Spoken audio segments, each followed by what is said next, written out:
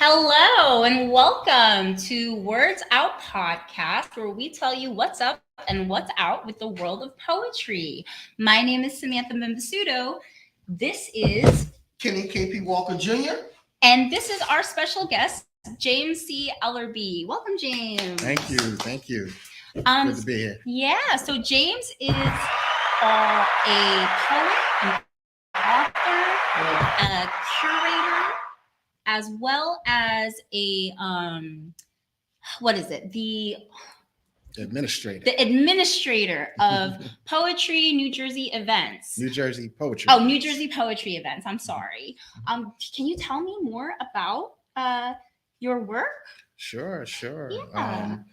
Been performing spoken word for about 25 years.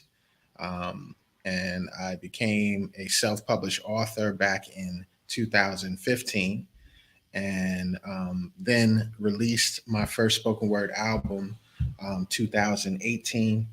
And somewhere around there, I launched a website geared towards linking all the communities in all the New Jersey poetry communities together, and providing a directory of events, and as well as different information and so forth. So yeah, that's really awesome. So you started writing poetry 25 years ago then.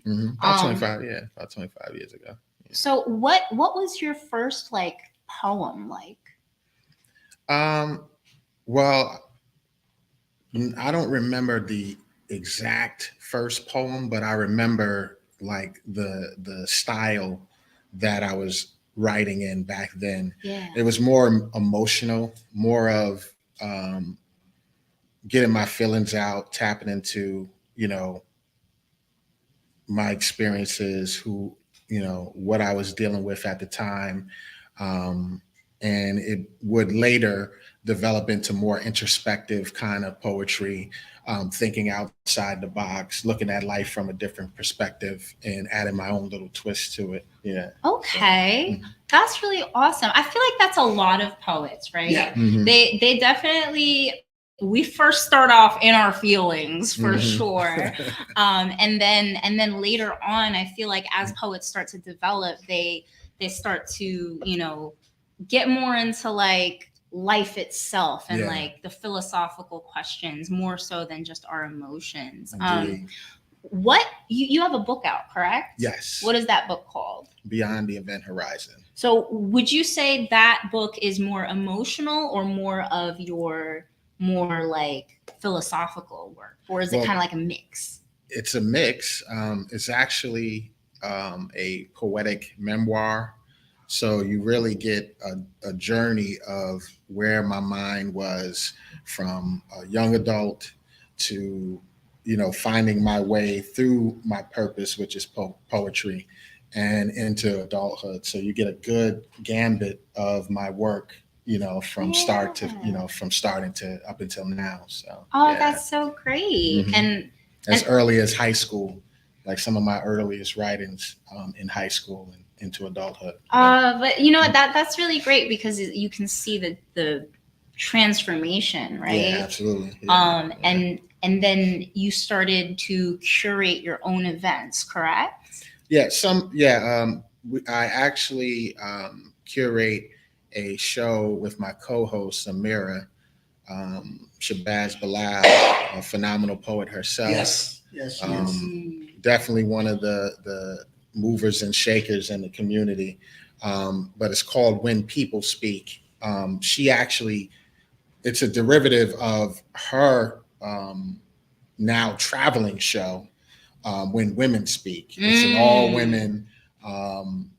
all women featured showcase of poets and voices, and not just within Jersey, but all over, even internationally as well too. Wow. So yeah, she's doing big things in the community. So I'm thankful to partner up with her. Yeah, and we got to get her on here too. Oh, definitely. But what I want to say too also is you were talking about her going all over the place and doing this. But one of the things I wanted to talk about was the fact that a lot of poets connect because of you, because of James Yellaby in this area, South Jersey area, and Philadelphia. Like people connect, not even South Jersey, North Jersey also. People connect because of you. Because I remember you introduced me to Chris Rockwell, and that's become a very. I love Chris and Amanda. They're great.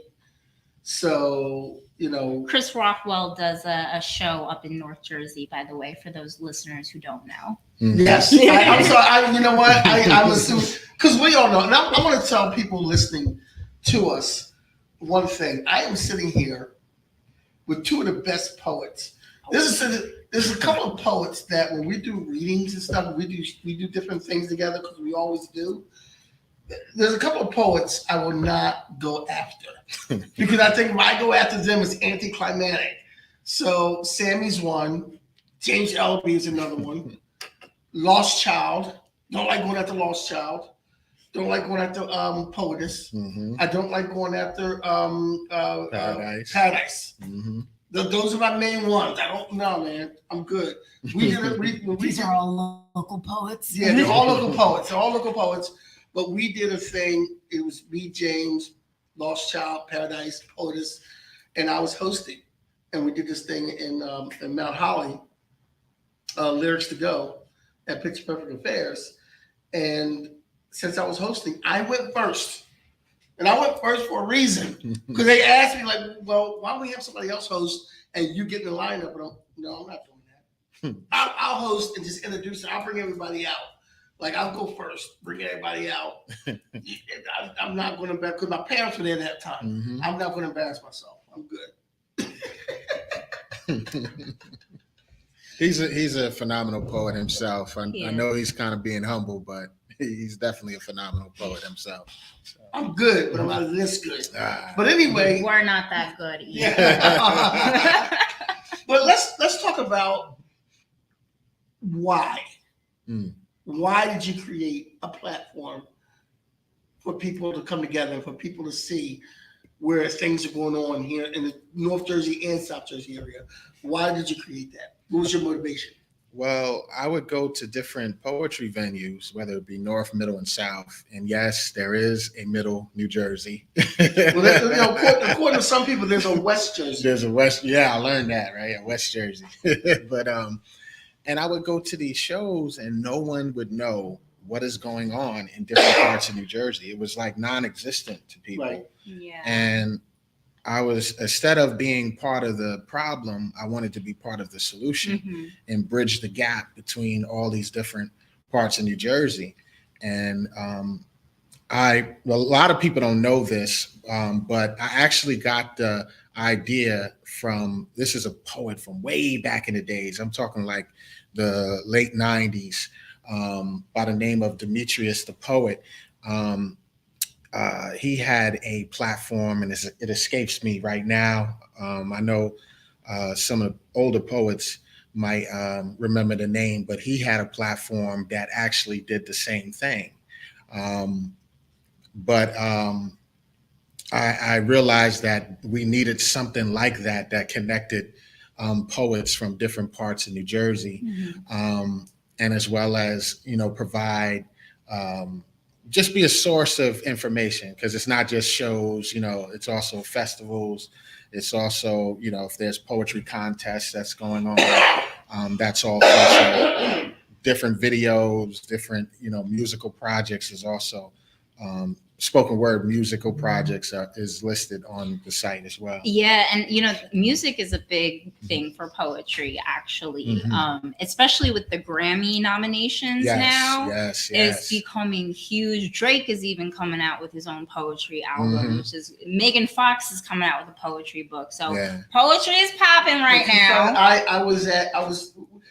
By the way, too, we are now we're broadcasting from the Laird Gallery in Oakland, New Jersey, 916 White Horse Pike. This is a very beautiful art gallery here. Beautiful. It's also an event space. So we're broadcasting from here. And I was here last Thursday there was a show here, a gentleman, Eric 13 rather, is his name, and he's a rock star. He's kind of big in Germany. But since the pandemic and since other things happened and then he hurt his hand, so he can't play, he's been doing poetry. Wow. So he did a poetry thing here Thursday night. I had a conversation with him because we're going to try to get him here because I want to know about his transition from being this mega rock star in Germany to coming back and doing poetry. Wow. And that transition to do that and the inspiration. And he has a story about his inspiration for doing that. And that's, that's what it's all about. Let me ask you a question. What is, you see people out different places. And because you go to North Jersey, you come to South Jersey, you're all up and down Jersey. You travel more than I do.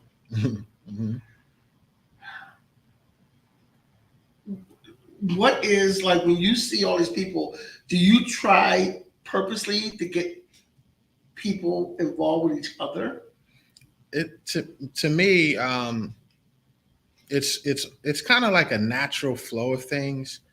You see a problem that one person needs solved, and you connect them to the right person that can solve that problem. You know what I'm saying? So it's not like I'm actually going to say, oh, I'm going to connect so-and-so to so-and-so. It's not pre-contrived or anything like that. It's more of a natural thing. You see something, you see who needs that piece from someone else, and you connect them to each other,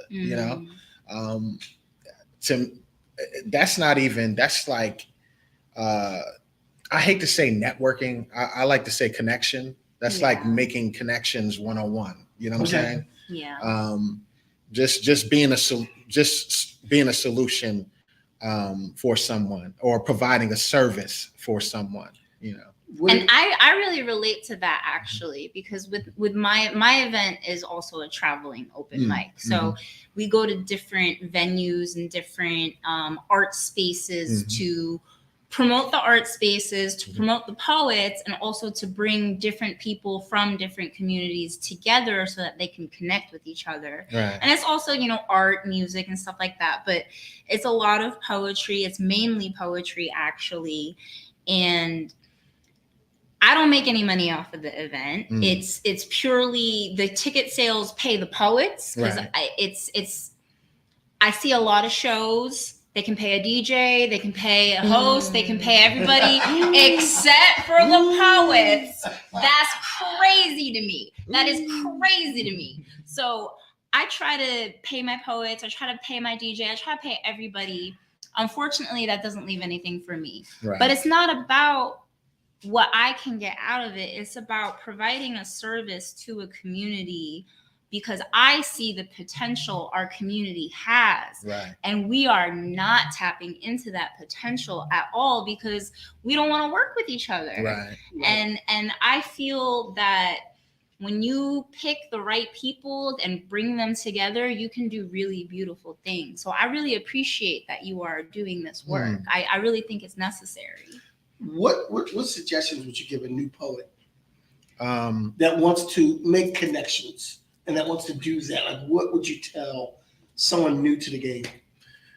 I would say, well, two things. I would say curb your ego at the door.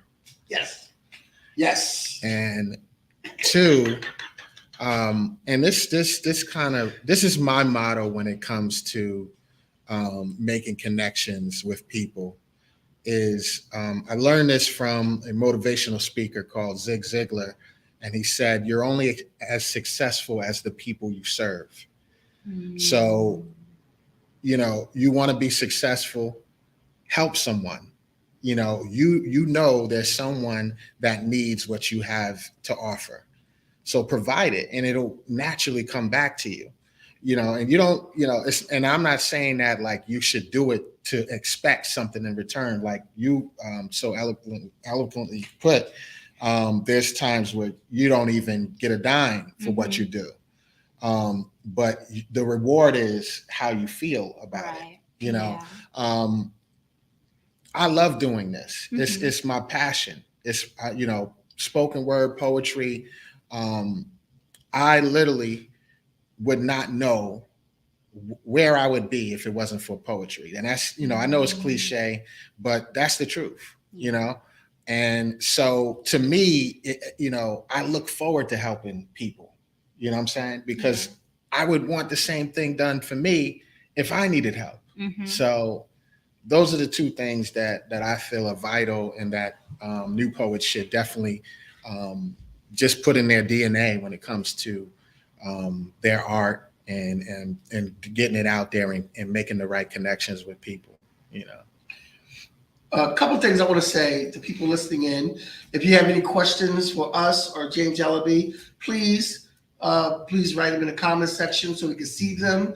And let us know you're out there. Don Krypton's out there. He says, "My poetry sensei." Yeah. Love you, brother. Don's a good brother, man. Yeah. And I'm sorry I couldn't make it up to your event last week.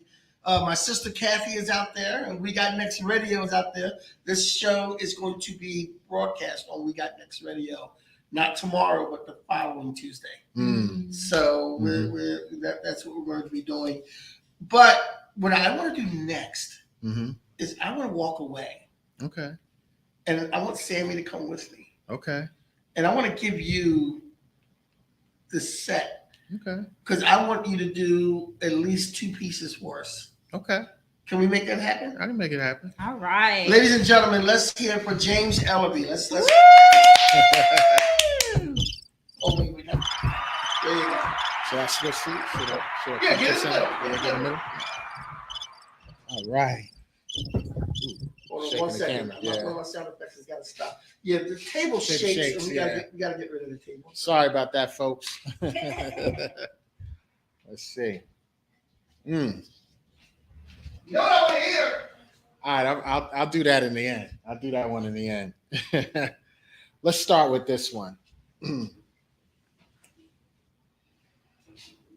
These words, they can't fit in a haiku.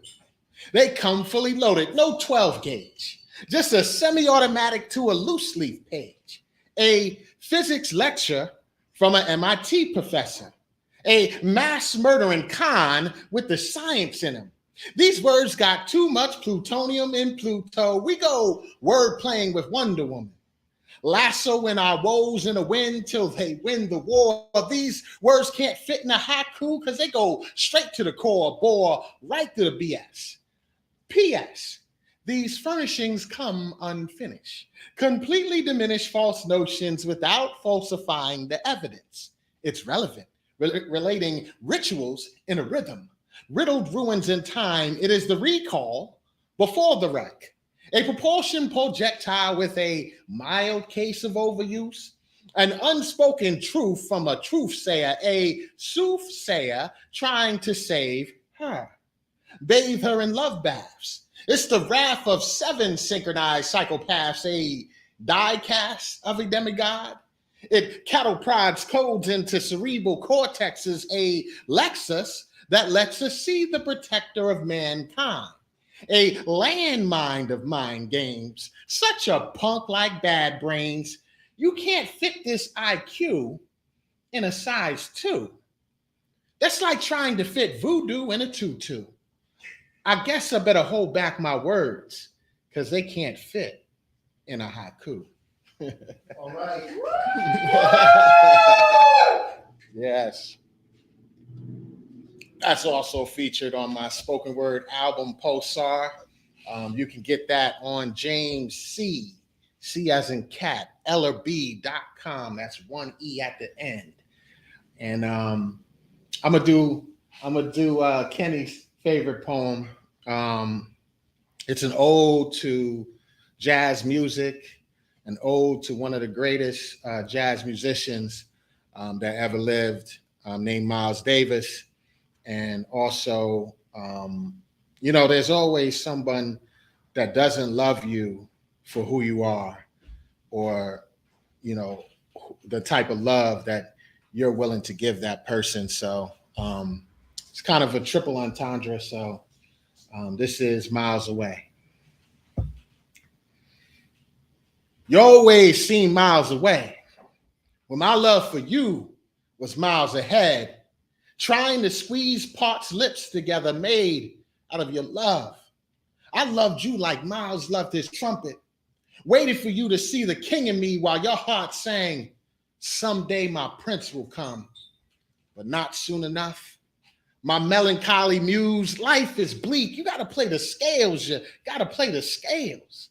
Play me like more better blues. You never knew what you wanted.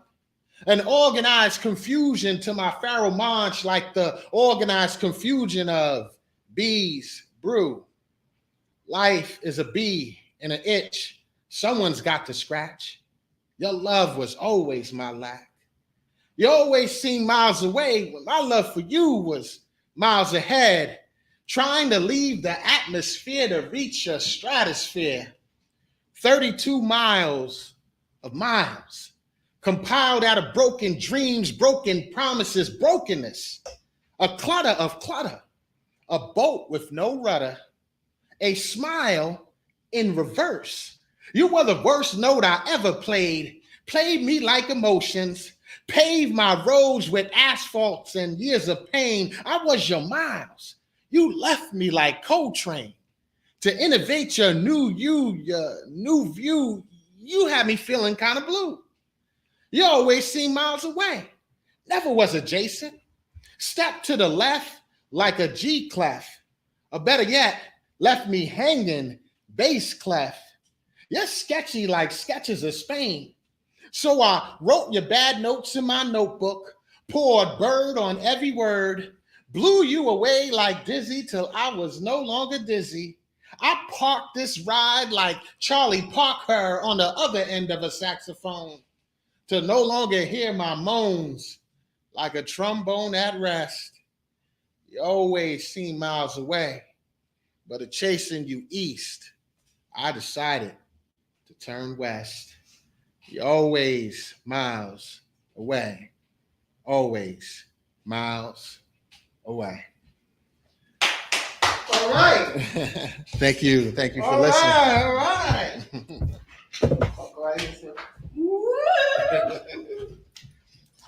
Wow. That was great. That was great. Thank you. That was great. It was nice.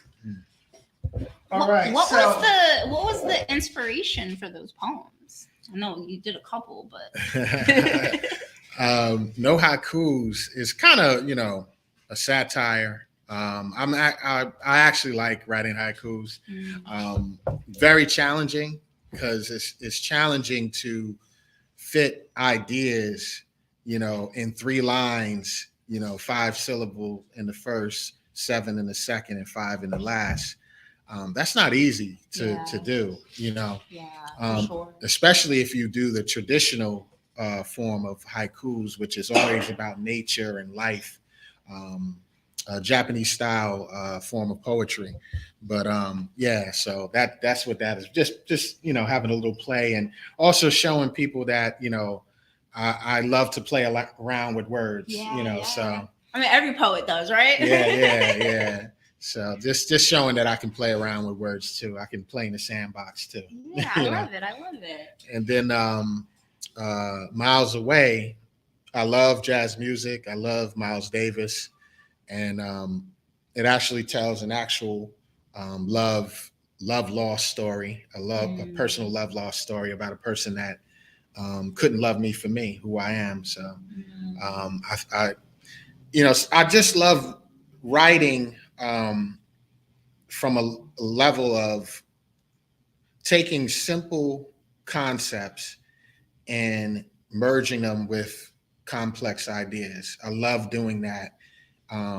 It challenges me as a writer. And I just love playing around with words and emotions and feelings and have you think about things from a different perspective every now and then, Yeah. So that's what that poem is about. No, I and love the inspiration for that poem. Yeah. When I host my events, we have features. I usually ask this question. Mm-hmm. I usually change it around a lot because I want to get to know how, and I'm sure everybody else wants to get to know how the artist thinks, Okay. other than poetry, Right. outside the box. Okay. Mm-hmm. So here we go. Okay. You are in a room Mm-hmm. with a TV and a DVD player. Mm-hmm. You cannot leave this room for 3 months. Okay. You only choose 3 complete TV series to watch. Wow. That's all you can get. Okay. What are you watching? Okay. You only get 3 Okay, complete 3. series. You only Okay. get 3 complete TV series. It's got to be Breaking Bad. I've never seen that. That was on my list too. I was immediately thought Breaking Bad. I've never seen Breaking Bad. Got it. Oh man, you got to devote I some time to that. I heard it was just too. Somebody said if you do watch Breaking Bad, don't try to watch a lot of it at once. It is exciting. It's an exciting show. I don't know. I kind of It's disagree with dark, that. so don't try. Well, I think it's everything. It has a darkness to it. It has humor. It's a very interesting take on the rise of the meth industry in the United States. It's a very interesting take on it. So yeah, I think it's a little bit of everything, honestly. Okay. My second one would have to be Fringe, the sci-fi series, The Fringe. Okay. And my third one, this is gonna be a tough one. I would have to go with The Wire. The Wire was just. I heard The Wire was. I've never seen The Wire either. The Wire is just so real. Like if you travel through Baltimore and I mean like, in Baltimore. Right? Not Baltimore. Baltimore. I mean, you really see Yeah. the brilliance of this show. I mean, they literally took people off the street and say, we're gonna give you an acting job, and like I mean, and it was a phenomenal show. But those would be my 3, definitely. Okay. I've never seen any of those shows again. Wow. Well, you got some homework to do, brother. Yeah. And you know what the sad part about it is? Mm-hmm. On Saturday nights, I do a pop culture show. And with my sister, and she gets on my case all the time because certain things I've never seen. What is that? The Big Lebowski. I've seen that a long time ago. So it's that bowling movie. I just seen that bowling movie. I think so. Yeah. I just seen the Goonies for the first time last year. Wow, that's classic horror. It's But yeah, Fringe is my favorite sci-fi series of all time. Like how they go from, like it's one of those series that it starts out one way and then it goes off into a realm. You're like, whoa, where did this come from? Like, it's like one of those. And that's why I like it. It's one of my favorite sci-fi. And I talked about The Wire, and Breaking Bad is just brilliant TV. So you picked like all story based. Right. Mm-hmm. Okay. Mm-hmm. I feel like that reveals a lot about you Yeah. for sure. Because I didn't really see, like, I know Breaking Bad has comedic moments and stuff, but it's not exactly a comedy. Right. It's not a cartoon. It's a real yeah, story. It's a real story. It has those elements. That's why I said it has a bit of everything in it, but it's good story. Like if it's a good story, you got me. Yeah. I mean, you don't have to have all the bells and whistles, but if it's a good story, I'm locked in, you know. And every one of those series has a good story. Yeah. Do you feel that way about poetry too? Oh, absolutely. Yeah. We're storytellers. That's, we are the conveyor of messages. You know what I'm saying? To me, if it doesn't have a story or something that, if the words don't allow you to connect to it, then they're useless. That's essential to me to poet, and that's the beautiful thing about poetry. What connects us all together is that ability to identify. I feel that. I think that too. Right. Yeah. I mean, that's the magic of poetry. Yeah. I had a birthday party a few years ago, at Miss Sealy's Blues. Mm, And beautiful spot. yes, I had a birthday party there, and my best friend, who's not a poet, she doesn't come out to these things.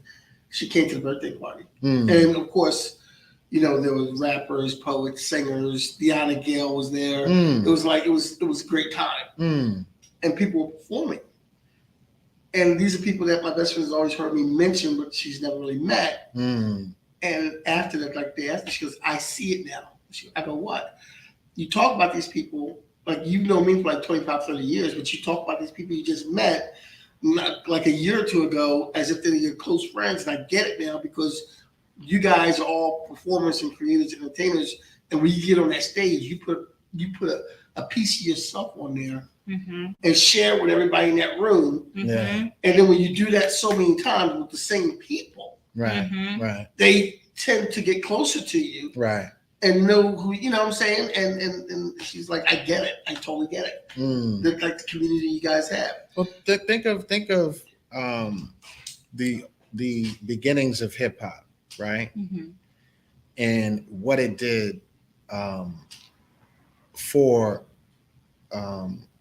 people that were looking for something that represented them.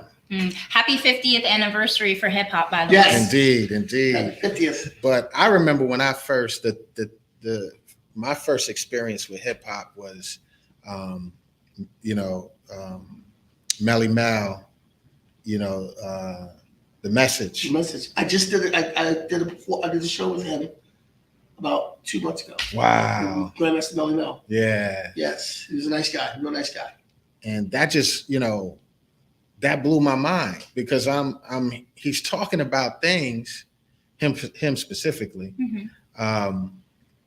He's talking about things that I was seeing outside. Right. And just like poetry, I mean, people will say things and you're like, wow, like, I didn't think there was somebody else feeling that way or thinking that way, poetry has that effect, and that's what drew me to it and why I continue to do it, because I'm always blown away by what I hear and what I feel by what someone else is saying. Yeah, and that's not getting twisted. Rappers are poets. Oh, absolutely. It's rappers a form of poetry. Yeah, it's a form of poetry. Absolutely. It's just contained into a beat, into a measure, and that's it. But there's poetic measures and all that stuff in poetry too as well. But yeah, that's all it is. Yeah. Let me ask you a question. This is going to be a loaded question here. Oh boy. Oh boy. And Sam, you might want to key in this too. When you go to an open mic or you go to a show, what's the performers there? What is the thing that will piss you off at the show or at an open mic where you're sitting there and you're like, oh shit, not this again. Like what is it? Oh, I think this is like across the board with it, like just unnecessary noise that's not pertaining to what's happening on that stage. That's a big one for me. Yes. I mean, respect the mic. Yeah, respect the mic. Respect the stage. Yeah, to me, that's top. That's number one. Trying to think of any others. I mean, I can think of a couple. I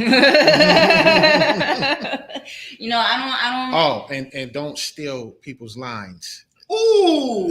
Yeah. So I'm conflicted about that because some people will do it specifically to tribute a poet. That's different. And it's obvious it's a tribute, that's right? Different. But there are other poets who will just straight up steal concepts and straight up steal ideas and straight up steal stage presence, and like it really irritates me. It does. It's one thing to like. It's just like jazz. Yeah, jazz. Miles Davis inspired John Coltrane, and you can hear elements of Miles Davis in John Coltrane's music.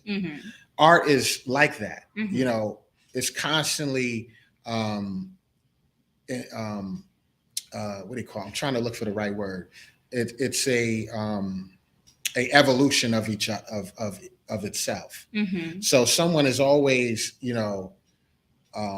taking elements and using it for their own voice or their own style. Mm-hmm. That's there's nothing wrong with that. Yeah. But I've heard and and been in rooms where people actually stole line for line. Yes, that's happened to me. Not even give a single credit to the person that wrote it. That's happened to me before. I think if I went to a reading around here and I saw somebody get on stage and start throwing paper around, I think I'm going to feel a certain kind of way. Yeah. No, I went to an open mic. I performed a poem. I went to the same open mic 3 months later, and someone went up on stage and said my line word for word, except for one word, which was actually the most important word. That he changed that one word, and it changed the entire meaning of the line. And he completely forgot he stole it from me. And when I said something to him, he was like, "Oh, I forgot. Like, how'd you forget you stole that from me?" Because it was line for line my word. That's some gold right there. So I quit going to open mics for like a year because of that. Because I was still a baby poet. I was still learning. And that just completely turned me off because I was like, "Oh, you stealing shit." Like I had poets that were inspired by a piece that I wrote, and they wrote like something. It might not have been the same concept, but within that realm, right? And, to me, that's flattering. I feel honored for that. But don't go around taking people's lines. Yeah. Like, come on, these. We put our blood, sweat, and tears in those words. Some of us spent, hours, if not months, working on that piece. Yeah. Respect the writer, respect the author of that piece. Absolutely. And it's stealing concept. Like if you write an entire piece and the entire piece is stolen concepts from other poets, and I can tell exactly which poets they are, you need to stop writing to impress people. That's how I feel. Yeah, absolutely. I was watching because I see Don Krypton says something. Because the table's shaking the camera. Oh, okay. I'm trying not to. Beyond. I'm trying to get what he said. He said beyond the event horizon. Yeah. Yeah. What about it, brother? But yeah. You trying to say I stole that? No, I'm just fine. Whoa. I'm just messing with it. I'm just messing with it. I'm just messing with it. Accusations on our first podcast? Oh, spicy. I'm just messing with it. Shots fired. What'd he say? I stole that line. You stole that line? No, that's a true. I actually, he's talking about his book. In his book, Illogical. Illogical. I wrote the foreword for his book. I actually like that, the way he used that. That was to me that's exactly what I'm talking about. Right. Like we're talking about is paying tribute to me, and I was honored to even see that. So. And Don, we're going to get you up here on this show also. He's got a very we're going to get you on this podcast also, Don. Can I just say this? He has a very well thought out book.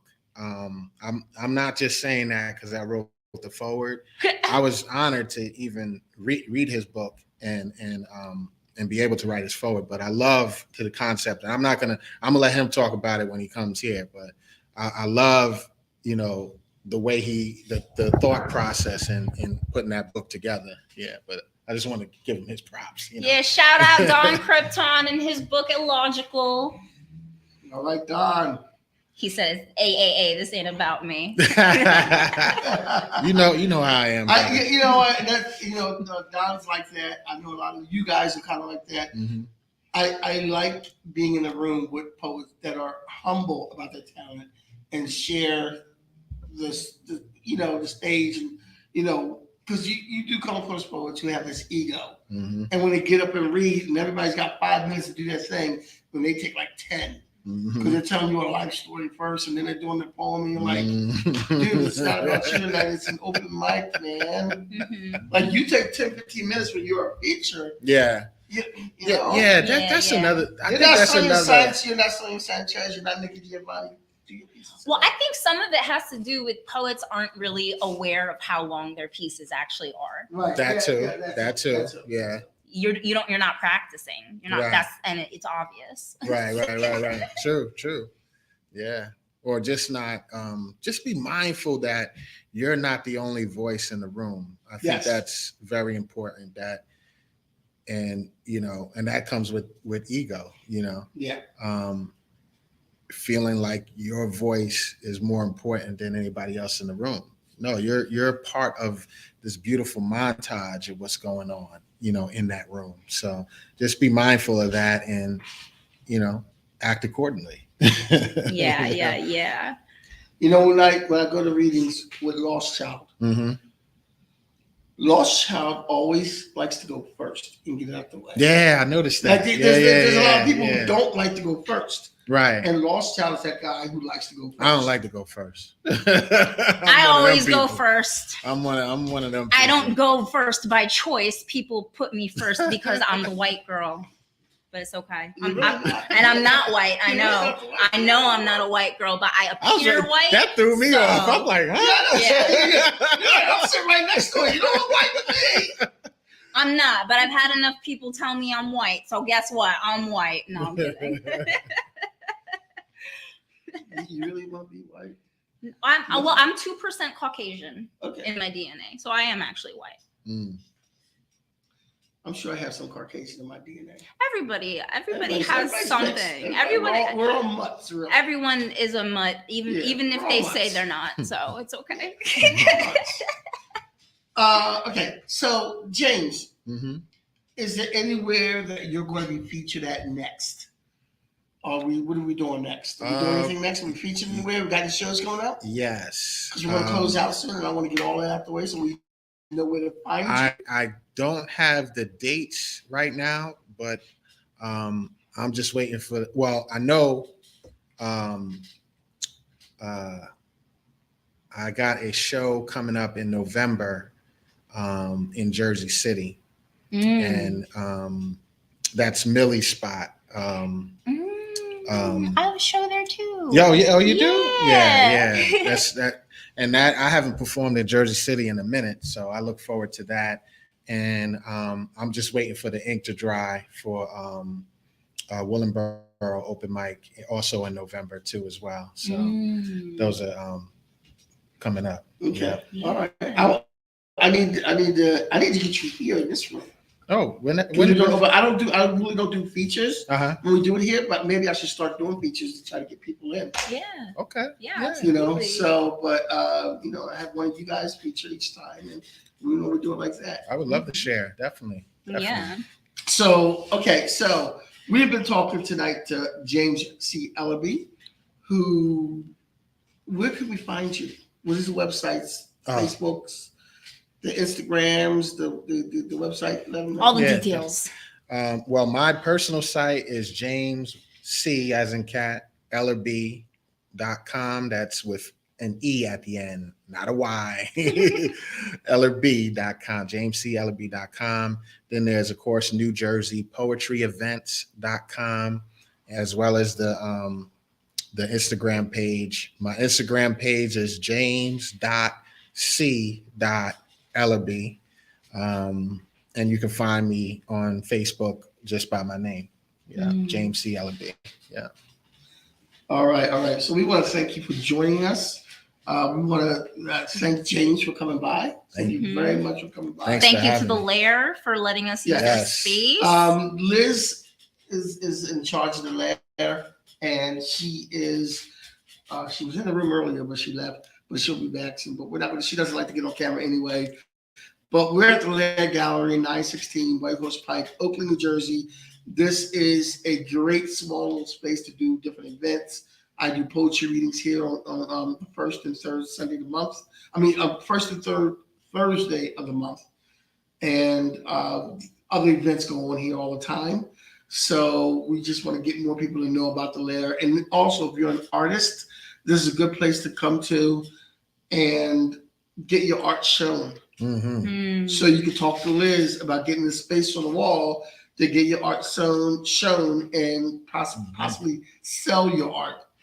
I should actually do a poetry and paintings here. You could do a poetry. Yeah, Yes, I could. I host a poetry and paintings open mic. It's a traveling open mic. Our next event is October 5th in Philadelphia. If anyone wants to come, just plugging real quick. Yeah. I might have to truck there. Yeah.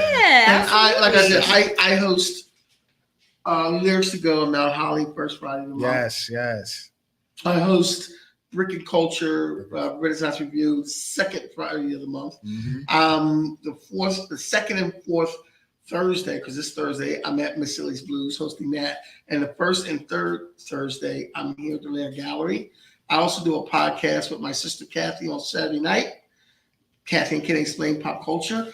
This week's pop culture topic is interracial couples in movies and TV.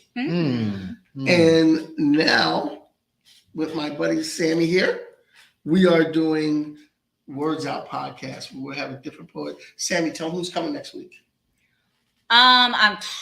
What's our schedule again? Mental health. What? The mental health. Mental health. Lindo, Yes. yes. Okay, yeah. Next week we're gonna have Lindo, yes. He is a fantastic poet, and he also does this great community project that we're gonna talk. Yes, Yeah. Lindo. Yeah. He's an amazing poet. Phenomenal. Absolutely. So we're really excited to have. Too. Yes. Yes, absolutely beautiful. And we're So gonna I'm talk excited to about the have him. project that he's got going on over in Philly, and we're going to do some of that. And we're going to give people a chance to chat with him also. Like you could ask James questions, or Sammy questions, or me questions. And if you happen to know Jan Jackson's phone number, give it to me. Don't give him the phone. Don't give it to him. I'm just saying. He's fine. He'll be I'm fine.